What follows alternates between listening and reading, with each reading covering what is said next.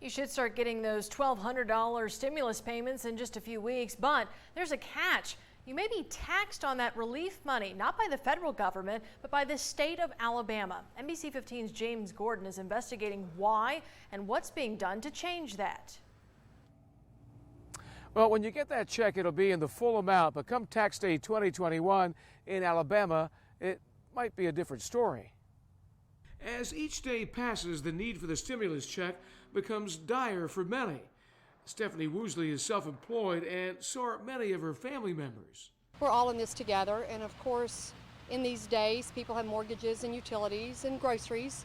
I think it's important to get these checks to people as soon as possible. The last thing anyone wants is for the state to tax the stimulus check as income. The point of the stimulus is to make sure that this money gets in the hands of people to spend.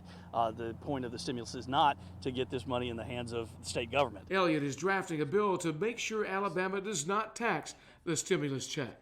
He hopes his bill will get on the fast track once Alabama lawmakers return to Montgomery April 28th. The only bills that will pass will be directly focused on small business issues and stimulus issues such as this one. Forensic accountant Tim Langley worked for the IRS and for the Alabama Department of Revenue. He says ELLIOTT's bill will give clarity to the process. It's going to be treated like a withholding tax when you file your 2020 return. And so otherwise, the state will be taking a percentage of whatever that would be by means of having a reduced federal income tax deduction if legislation isn't passed. The big question, when will we get the check?